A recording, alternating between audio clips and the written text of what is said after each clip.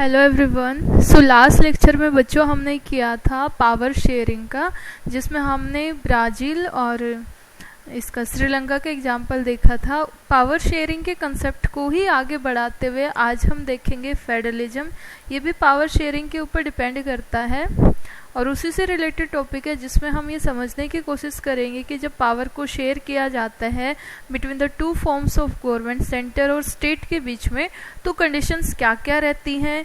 India क्या एक federal country है, फेडरलिज्म के टाइप्स क्या रहते हैं, फीचर्स क्या क्या होंगे फेडरलिज्म के, सबको हम डिटेल में डिस्कस करेंगे।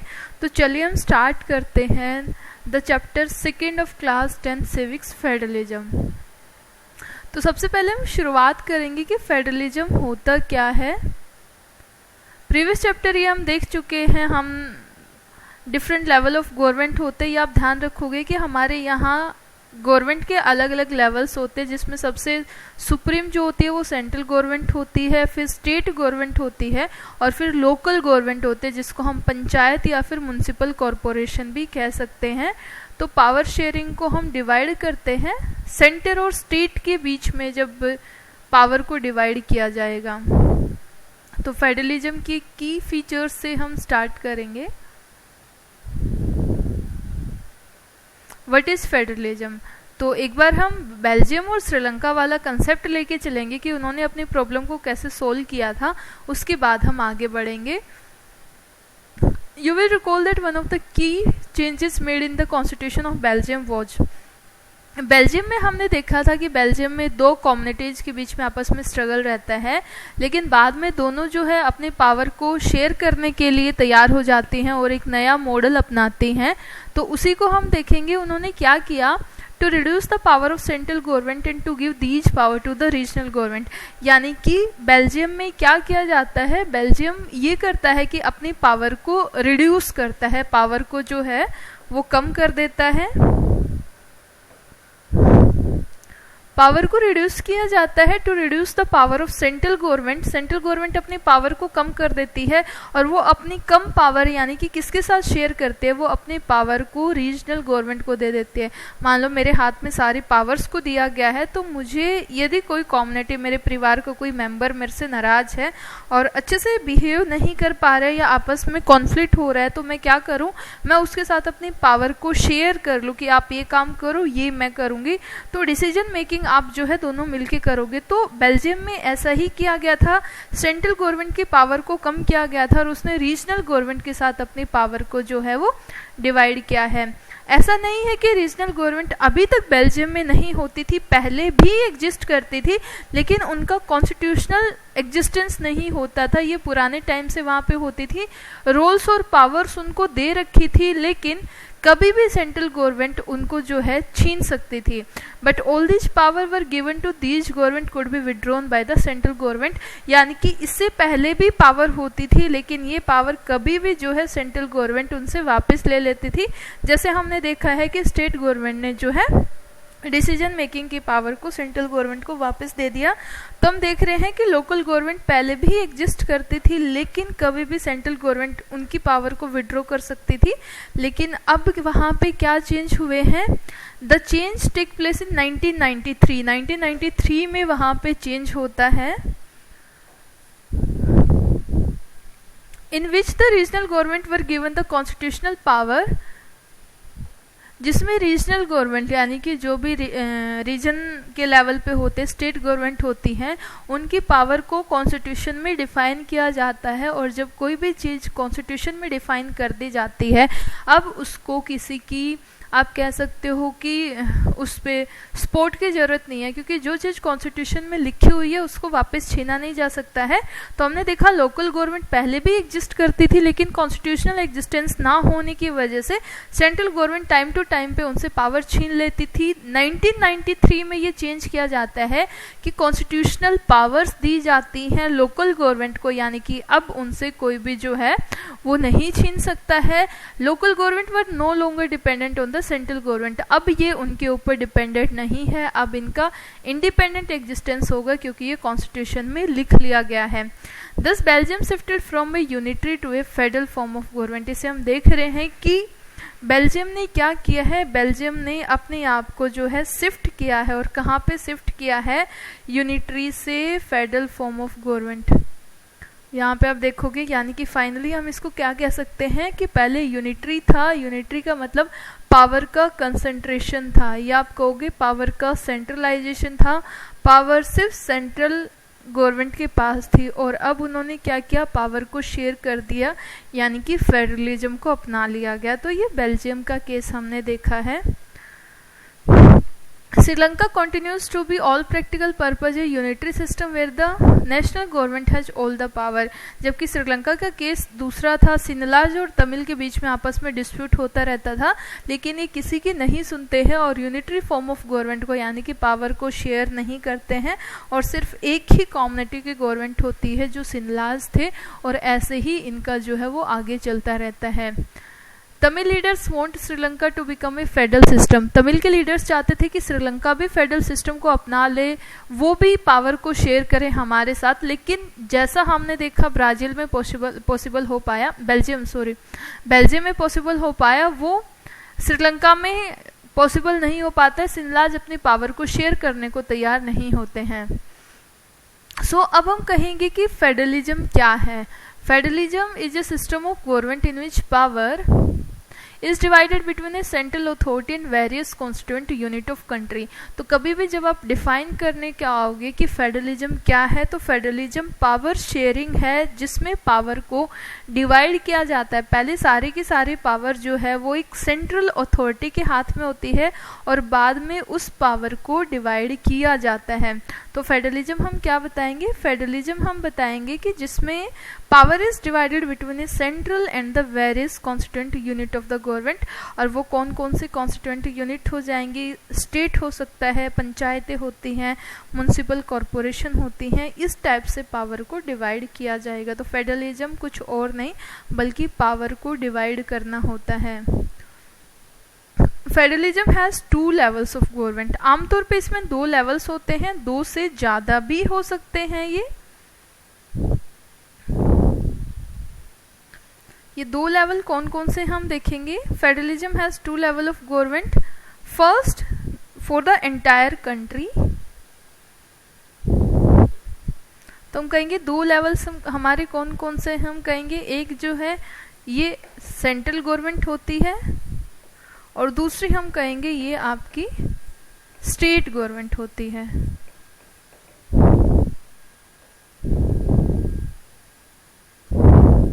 ये देखिए, the government for the entire country, जो पूरी कंट्री के लिए रूल बनाते हैं, एंटायर कंट्री के लिए रूल बनाते हैं, वो हम कहेंगे हमारी सेंट्रल गवर्नमेंट हो जाएगी। जैसे हम देखते हैं कि कोविड-19 के टाइम पे जब पीएम ने एक बार ये बोला कि कल से पूरे देश में लॉकडाउन लागू हो रहे हैं, तो वो पूरे देश के ऊपर लागू हो गया। अब इंडिविजुअली यूपी में, महाराष्ट्र में, पंजाब, हरियाणा अलग अलग से कहने की जरूरत नहीं है। तो यानी कि जो पूरे कंट्री के लिए जो रूल करती है या रूल बनाती है, तो उस गवर्नमेंट को हम बोलेंगे सेंट्रल गवर्नमेंट।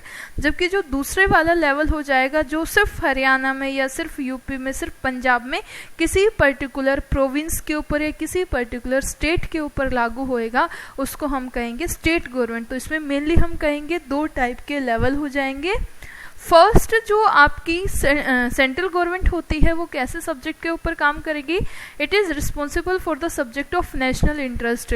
जो नेशनल इंटरेस्ट के मामले हैं उनके ऊपर ये जो है रूल बनाएगी। और नेक्स्ट हम देखेंगे जो हमारी स्टेट गवर्नमेंट होती है, it is responsible for the day to day administration.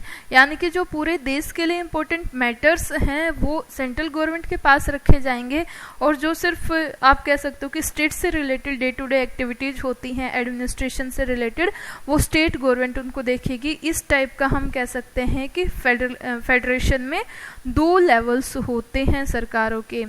Both these level of government enjoy the power independent of the other. ये चीज़ आपको ध्यान रखनी है। हम सेंटर और स्टेट में डिपेंडेंसी की बात नहीं कर रहे, हम ये नहीं कह रहे कि ये गवर्नमेंट जो है ये उसके ऊपर डिपेंडेंट होती है। सेंटर में फेडरलिज्म में सेंटर और स्टेट दोनों एक दूसरे की इंडिपेंडेंट यूनिट होती हैं। डिपेंडेंसी का तो सवाल पैदा नहीं होता। हम ये नहीं कह सकते हैं कि दिल्ली गवर्नमेंट जो है वो सेंट्रल गवर्नमेंट के अंडर में काम करेगी या उससे नीचे है। दोनों के दोनों एक दूसरे से इंडिपेंडेंट होती हैं, दोनों का अपना ज्यूरिसडिक्शन होता है जिसमें रह के ये काम करती हैं। तो इंडिपेंडेंस आप ध्यान रखोगे, दोनों के दोनों लेवल एक दूसरे से अलग हैं, डिपेंडेंट नहीं हैं, छोटे बड़े नहीं होते हैं। दो only 25 of the world 192 countries have federal political system. ये कह रहा है कि जितने भी बड़े बड़े कंट्री हैं, ऑलमोस्ट 25 देश ही ऐसे हैं जहाँ पे फेडरेशन है, यानी कि मोस्टली बड़ी कंट्रीज में ऐसा होता है, छोटी कंट्री में फेडरेशन की जरूरत नहीं होती, क्योंकि वैसे ही हम उसको समझ सकते हैं। अब हम एक बार डिफरेंस देखेंगे। What are the difference between the unitary and the federal system. Unitary और फेडरल के बीच में क्या क्या डिफरेंस है, यानी कि सिर्फ हम यूनिटरी सिस्टम को अपनाएंगे, पावर को शेयर नहीं करेंगे तो क्या लेवल्स होएंगे, क्या होएगा। दूसरा, यदि हम फेडरल सिस्टम को अपनाएंगे तो फिर वहाँ पे क्या चेंजेज आएगा। फर्स्ट, यूनिटरी में क्या होता है, either there is one level of government. Unitary में आम तौर पे, यानी कि मोस्टली हम कह सकते हैं एक ही लेवल होता है। कई बार ऐसा होता है कि सब लेवल्स भी हो सकते हैं, लेकिन सब लेवल्स जो है वो सबऑर्डिनेट होंगे, इंडिपेंडेंट नहीं होंगे। तो फर्स्ट आप ध्यान रखोगे यहाँ पे एक ही लेवल होएगा। यदि सब लेवल एग्जिस्ट करते हैं तो वो सबऑर्डिनेट हो जाएंगे, इंडिपेंडेंट वहाँ पे नहीं होंगे। लेकिन फेडरेशन में हमने देखा एक लेवल नहीं, एक से ज़्यादा लेवल होते हैं। सेंटर है, स्टेट है, पंचायतें हैं, 3-3 लेवल हमें दिखाई देते हैं। यूनिटरी में federal government can order local government. वहाँ पे सेंट्रल गवर्नमेंट जो है वो लोकल गवर्नमेंट को ऑर्डर दे सकती है, यानी कि लोकल गवर्नमेंट जो है वो डिपेंडेंट है, छोटी है सेंट्रल गवर्नमेंट के मामले में। जबकि फेडरल सिस्टम में ऐसा नहीं होता है, सेंट्रल गवर्नमेंट जो है लोकल गवर्नमेंट को ऑर्डर नहीं दे सकते, क्योंकि दोनों के दोनों आपस में इंडिपेंडेंट यूनिट होती हैं। No power to local government. Unitary में लोकल गवर्नमेंट के पास कोई पावर नहीं होती, जबकि फेडरेशन में इनकी अपनी खुद पावर होती है और जो हमारे कॉन्स्टिट्यूशन में लिखी हुई होती हैं। यूनिटरी सिस्टम में आंसरेबल टू सेंट्रल गवर्नमेंट, यानी कि जो भी आंसर होएगा, लोकल गवर्नमेंट जो होती हैं या स्टेट गवर्नमेंट जो होती हैं वो सेंट्रल गवर्नमेंट के प्रति आंसरेबल होती हैं। जबकि यहाँ पे कोई भी किसी के प्रति आंसरेबल नहीं है, अकाउंटेबल या रिस्पॉन्सिबल नहीं है।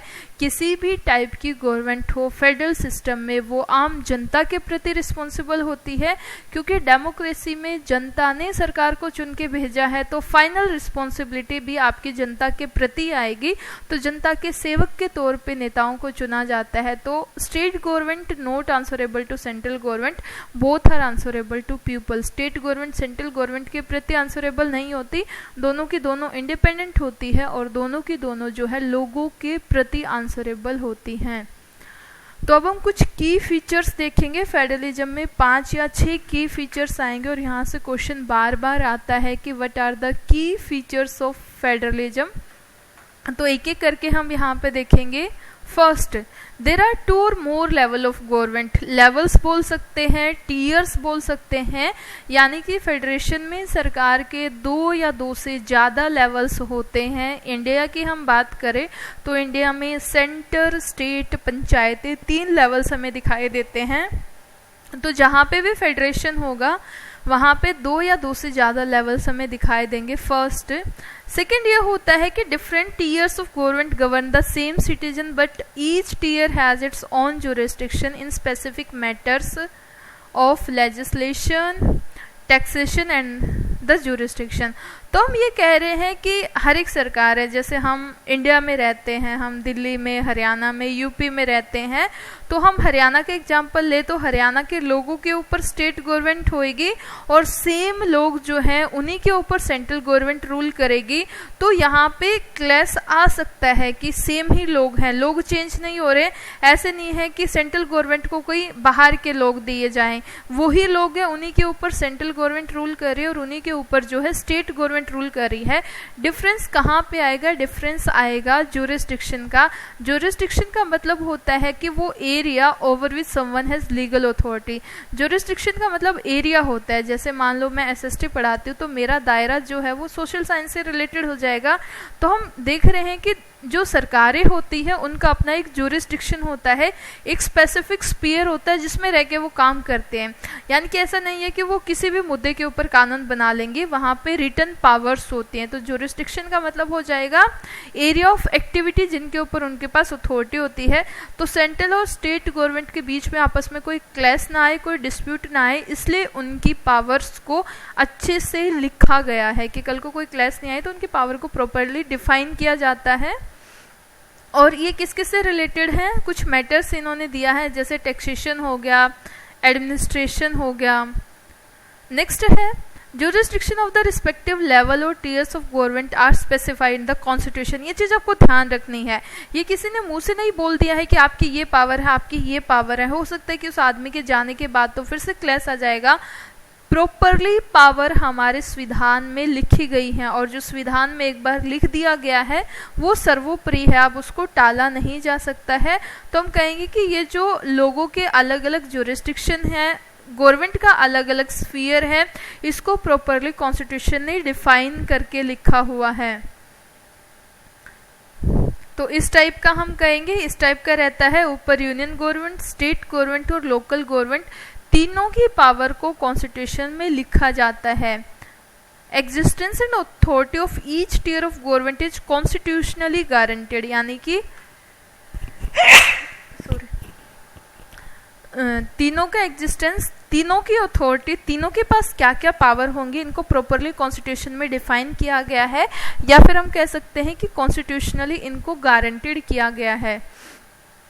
Fundamental provision of constitution can not be unilaterally change by one level of government. कल को ऐसा आए कि हमें कुछ चेंज करना है तो ऐसा नहीं है कि कोई भी एक गवर्नमेंट उसको चेंज कर सकती है। Such changes require the consent of both the level of government. इसके लिए हमें दोनों लेवल्स की जरूरत पड़ेगी।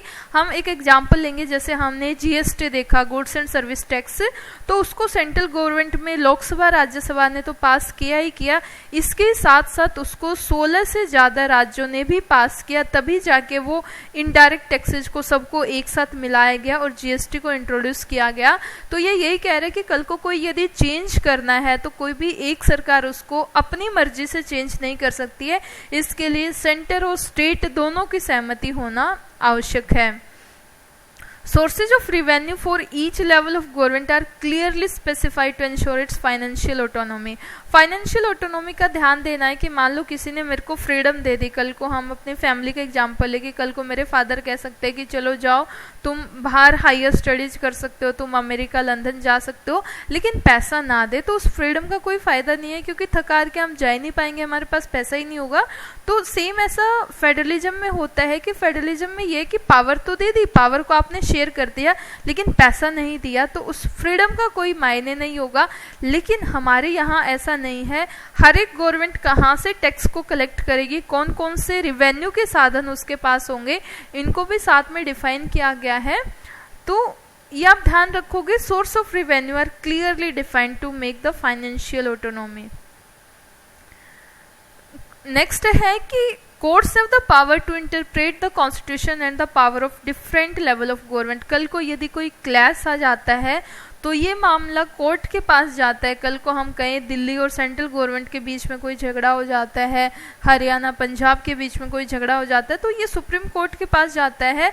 कॉन्स्टिट्यूशन में क्या लिखा है, उसकी क्या डेफिनेशन है, क्या क्लू निकलता है, इन सब चीज़ों को डिफाइन करने का अधिकार जो है वो कॉन्स्टिट्यूशन को दिया गया है। तो कॉन्स्टिट्यूशन इसको सुप्रीम कोर्ट को दिया गया और सुप्रीम कोर्ट उसको इंटरप्रेट करेगा। Highest court act as an umpire if dispute arise between different level of government in the existence of their respective power. यदि आने वाले टाइम में डिस्प्यूट होता है तो जो हाईएस्ट कोर्ट है वो एज एन एम्पायर डील करेगा। जैसे हम दो टीमें देख रहे हैं कि कल को इंडिया का इंग्लैंड के साथ यदि कोई मैच हो रहा है तो उसमें एम्पायर जो है वो किसी भी कंट्री से रिलेटेड हो, लेकिन वो किसी भी टीम की साइड नहीं लेगा, क्योंकि एम्पायर का काम होता है अनबाइस्ड वे में काम करना, वो अनबाइस्ड वे में ही काम करेगा। तो highest court as a umpire की तरीके से काम करेगा अलग अलग लेवल्स के लिए। Federal system has dual objective. जो फेडरल सिस्टम होता है उसके मेनली दो ऑब्जेक्टिव होते हैं। पहला तो ये है कि वो अपनी कंट्री की यूनिटी और सोवर्निटी को बना के रखेगा, और दूसरा ये है कि वो यहाँ की डाइवर्सिटी को अपने अंदर समा लेगा, उसको अकोमोडेट करेगा। तो फेडरल सिस्टम के दो मेन ऑब्जेक्टिव आप बताओगे, to safeguard and promote unity of the country and second to accommodate regional diversity. तो ये दोनों के दोनों काम किए जाते हैं, इनके बिना जो है फेडरलिज्म को सक्सेसफुल नहीं माना जाएगा। Government in different level should agree to some rules of power sharing. इसके साथ साथ सरकारों को भी आपस में समझना पड़ेगा, वो आपस में बहुत ज़्यादा झगड़ा नहीं कर सकते, यानी कि उनकी भी एक रिस्पॉन्सिबिलिटी बनती है कि वो फेडरलिज्म को ट्रू तरीके से अपनाएं और एक ट्रू स्पिरिट में उसके ऊपर काम करें। तो चाहे यूनियन गवर्नमेंट है, स्टेट गवर्नमेंट है या फिर लोकल गवर्नमेंट है, they have to abide by the rules of power sharing. Power sharing के रूल्स के साथ उनको अबाइड करना पड़ेगा, उनको मानना पड़ेगा। They should trust that each would abide by its part of agreement. जैसे हम ये कहें कि मान लो हमारी सरकार ने ट्रैफिक रूल्स को ले आए लेकिन हम हेलमेट नहीं पहनेंगे, हम उनको मानते ही नहीं है, तो फिर वो चल ही नहीं पाएगा, फिर सेफ्टी जो है हो ही नहीं पाएगी। तो इसलिए सरकारों को भी ये कहा जाता है कि वो आपस में एक दूसरे के ऊपर ट्रस्ट रखे और जो एक एग्रीमेंट बनता है उसके ऊपर काम करें। आइडल फेडरलिज्म के यही दो एस्पेक्टिव होते हैं कि एक दूसरे के ऊपर म्यूचुअल ट्रस्ट को रख पाएं और एक दूसरे के साथ खुशी खुशी रहे, तभी फेडरलिज्म जो है वो आइडियल होगा, अदरवाइज आइडियल नहीं होगा। तो आइडल फेडरलिज्म, बेस्ट फेडरलिज्म किस में कहेंगे? जब सरकार एक दूसरे के ऊपर म्यूचुअल ट्रस्ट करके हैप्पीली एक दूसरे के साथ रहेंगी। ऐसा नहीं कि आपस में ही कुत्ते बिल्ली की तरह झगड़ते रहेंगे, तो उसको ट्रू फेडरलिज्म नहीं माना जाएगा। The exact balance of power between the central and state government vary from one federation to another। कई बार ऐसा होता है कि सेंटर और स्टेट को इक्वल पावर दी जाती है, कुछ फेडरेशन में ऐसा होता है इक्वल पावर दी जाती है, और कुछ में ऐसा होता है कि सेंट्रल गवर्नमेंट को ज़्यादा पावर दी जाती है, स्टेट को कम पावर दी जाती है। तो ये कंट्री टू कंट्री पे जो है वेरी करता रहता है। यदि हम इंडिया की बात करें तो इंडिया में जो है फेडरलिज्म में सेंटर थोड़ा सा ज़्यादा स्ट्रॉन्ग है और स्टेट थोड़े से कम हमें स्ट्रॉन्ग दिखाई देते हैं, यानी कि वीक दिखाई देते हैं। यदि हम टाइप्स की बात करें, फेडरलिज्म के कितने टाइप्स होते हैं, तो हम कहेंगे फेडरलिज्म के दो टाइप्स होते हैं। फर्स्ट जो ऊपर वाला है आपका कमिंग टुगेदर, जब छोटी छोटी कंट्री एक साथ इकट्ठे मिल के आएंगी और मिलके उस चीज़ के लिए काम करेंगे, अपने आप को यूनाइट करेंगे। जैसे यूएसए में हम देखा कि 50 स्टेट जो सारे छोटे छोटे थे एक साथ आए, अपने आप को बड़ा बनाया और आपस में म्यूचुअल ट्रस्ट के साथ हैप्पीली रहते हैं, तो वो कमिंग टुगेदर हो जाएगा। जबकि इंडिया में ऐसा नहीं है कि सारे राज्य एक साथ आए हों, ऐसा नहीं है। होल्डिंग टुगेदर का मतलब एक दूसरे के साथ प्रॉपरली होल्ड करके रखा हुआ है, कमिंग टुगेदर वाला नहीं है। तो कमिंग टुगेदर में आप यूएसए का एग्जाम्पल ले सकते हो, होल्डिंग टुगेदर में आप इंडिया का एग्जाम्पल ले सकते हो। हमारे सारे के सारे स्टेट एक दूसरे को होल्ड करके रखे हुए, जिसको हम पूरा भारत बोलते हैं। Coming together federalism, coming together में क्या होता है कि जब सारी कंट्री एक साथ आते, छोटी छोटी कंट्री एक साथ आई और उन्होंने जो है मिलके एक बड़ा एम्पायर बना लिया। The first two involve independent state coming together on their own, खुद से आई है, किसी ने फोर्स नहीं किया है और बिगर यूनिट बना ली। That by pooling sovereignty and retaining identity they can increase their security, अपनी सोवर्निटी को छोड़ के अपनी आइडेंटिटी को रिटेन करके अब उन्होंने क्या किया है, एक बड़ी सिक्योरिटी के लिए काम किया है, अपनी एक आप कह सकते हो कि स्ट्रेंथ को उन्होंने इंक्रीज किया है। This type of federation includes, इसमें एग्जाम्पल्स आप बता दोगे, यूएसए है, स्विट्जरलैंड हो जाएगा, ऑस्ट्रेलिया हो जाएगा, जिसमें छोटी छोटी कंट्री जो है वो इकट्ठे होके आई हैं, अपनी सोवर्निटी को साइड में रखा और अपनी सिक्योरिटी के लिए काम किया है। कमिंग टुगेदर फेडरलिज्म हो जाएगा। यूएसए, स्विट्जरलैंड और ऑस्ट्रेलिया आप ध्यान रखोगे। इसमें ऐसा नहीं है कि ये फेडरेशन से अलग नहीं हो सकती है। कल को कोई भी स्टेट ऐसा उसको लगता है कि नहीं मेरी सही नहीं जम रहा है, मुझे अलग होना, तो वो अलग भी हो सकता है। जबकि इंडिया में ऐसा नहीं है कि कोई भी राज्य इंडिया के यूनियन ऑफ स्टेट से अलग नहीं हो सकता है। In the first category of federation all the constituent state usually have equal power. दूसरा यहाँ पे इक्वल पावर आपको ध्यान रखनी है, दूसरे वाले में पावर इक्वल नहीं होंगी। जैसे हम जब अपना वाला एग्जांपल देखेंगे होल्डिंग टुगेदर, तो उसमें हम देखेंगे कहीं जम्मू कश्मीर को ज़्यादा पावर दे रखी है हमने, इधर नॉर्थ ईस्ट वाले स्टेट है, असम है, मिजोरम है, इनको ज़्यादा पावर दे रखी है, जबकि इसमें ऐसा नहीं है। कमिंग टुगेदर में जितने भी राज्य हैं सबको इक्वल पावर दे रखी होती है। Next is the holding together. Holding together का मतलब होता है, जैसे इंडिया का एग्जाम्पल आप ले सकते हो, एक साथ नहीं आए हैं लेकिन वो साथ में इकट्ठे रह रहे हैं। एग्जाम्पल जैसे इंडिया है, स्पेन हो जाएगा, बेल्जियम हो जाएगा, ये होल्डिंग टुगेदर के एग्जाम्पल हो जाएंगे। इसमें क्या होता है, central government tend to be more powerful than the state, यानी कि होल्डिंग टुगेदर में सेंट्रल गवर्नमेंट ज़्यादा पावरफुल होती है, स्टेट गवर्नमेंट कम पावरफुल होती है। Very often different constituent unit of federation have unequal power. वहाँ पे हमने देखा था कि पावर इक्वल है, जबकि यहाँ पे हम क्या देख रहे हैं, पावर अनइक्वल है। कईयों को तो हमने स्पेशल प्रिविलेज दे रखा होता है, जैसे हम ये कहें कि हम कश्मीर का एग्जाम्पल यहाँ पे डाल सकते हैं। स्पेशल पावर का मतलब होता है, जैसे हम कश्मीर को देखें तो कश्मीर में हमने क्या है, स्पेशल प्रिविलेज दे रखे हैं कि भाई उसको बाद में मिलाया गया था, वो प्रिंसली स्टेट था। तो डिफरेंस क्या है, होल्डिंग टुगेदर में पहला तो हम बताएंगे सेंट्रल गवर्नमेंट ज़्यादा स्ट्रॉन्ग होएगी, स्टेट गवर्नमेंट कम स्ट्रॉन्ग होएगी। पावर इक्वल नहीं होती है, पावर अनइक्वल होती है। कई मामलों में तो हमने उनको स्पेशल स्टेटस दे रखा होता है, स्पेशल पावर्स दे रखी होती हैं।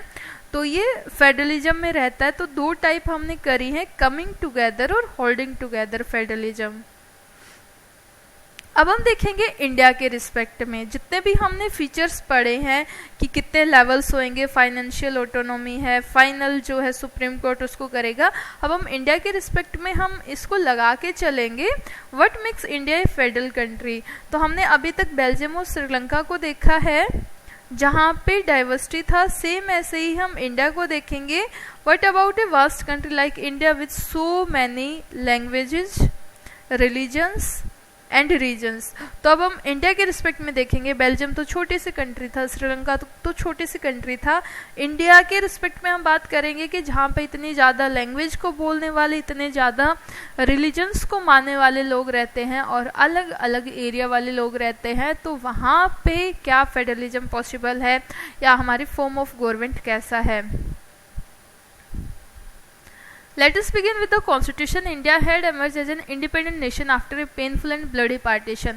सबसे पहले हम शुरुआत करते हैं कि इंडिया जो है एक पेनफुल पार्टीशन के बाद बना है। 1947 में जब इंडिया आज़ाद हुआ तो एक कंट्री के तौर पे आज़ाद ना होके दो कंट्री इसमें से बनाई गई, इंडिया और पाकिस्तान, दो आपस में बनाए जाते हैं। तो वो बहुत ज़्यादा पेनफुल प्रोसेस था। लगभग 80 लाख लोग जो है एक कंट्री से दूसरी कंट्री में गए थे और 8 से 10 लाख लोगों के मर्डर हो जाते हैं, हिंसा हो जाती है।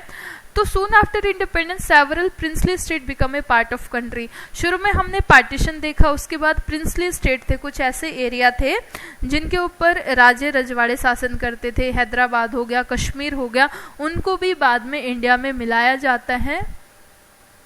Constitution declare India as a union of state. इस चीज़ का ध्यान रखना है कि हमारे इंडिया में कहीं पे भी फेडरलिज्म या फेडरेशन वर्ड का यूज नहीं किया गया है। उसकी जगह हम कहेंगे कि हमारे इंडिया में जो है यूनियन ऑफ स्टेट्स बोला गया है।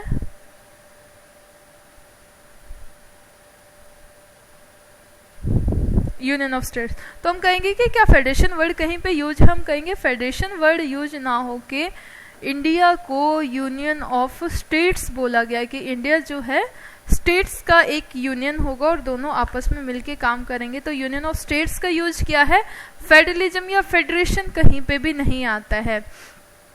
तो एक एक करके हम देखेंगे। We can see that all this feature apply to the provision of Indian constitution पे हम लगा के चलेंगे। फर्स्ट फीचर हमने देखा था कि फेडरलिज्म में 2 या 2 से ज़्यादा लेवल्स होते हैं। ये इंडिया के मामले में फिट बैठता है। इंडिया में हम कहेंगे कि 3 टाइप की गवर्नमेंट पाई जाती है। फर्स्ट हम कहेंगे सेंट्रल गवर्नमेंट है, सेकंड हम कहेंगे स्टेट गवर्नमेंट है और थर्ड हम कहेंगे लोकल गवर्नमेंट है। तो जो हम ये कह रहे थे कि यहाँ पे मल्टीपल लेवल्स होंगे, तो वो बात यहाँ के लिए सही है। इंडिया में 3 लेवल्स होते हैं सरकार के, 3 लेवल्स के ऊपर, 3 टियर्स के ऊपर गवर्नमेंट जो है वो काम करती है। तीसरा लेवल जो है म्युनिसिपैलिटीज और पंचायतें, ये बाद में जोड़ा गया है 1993 में, पहले ये ऐसा नहीं होता था। हमने देखा था कि सबका एक सेपरेट जुरिस्डिक्शन होता है, एरिया होता है, ये भी हमारे कॉन्स्टिट्यूशन में क्लियरली डिफाइन किया गया है कि सबका अपना एक सेपरेट जो है वो एरिया रहेगा। 2 टाइप के रूट हमने देखे थे, कमिंग टुगेदर और होल्डिंग टुगेदर। तो इंडिया के रिस्पेक्ट की हम बात करें तो इंडिया ने जो है वो होल्डिंग टुगेदर वाले प्रिंसिपल को अपनाया गया है। यानी कि इंडिया कहाँ पे आएगा, इंडिया हम कहेंगे यहाँ पे आता है, होल्डिंग टुगेदर।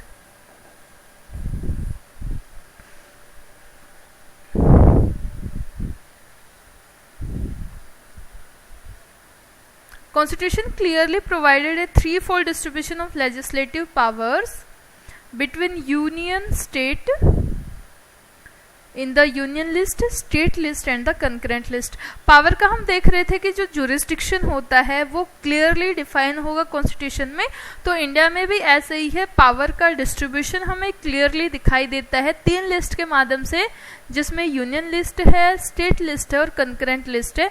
तीनों लिस्ट में सब्जेक्ट डाले गए हैं और हर एक सब्जेक्ट के हिसाब से पावर को डिवाइड किया गया। जैसे सबसे पहले हम देखेंगे union list. Union list includes subjects of national importance such as defense of the country, foreign affair, banking, communication and currency।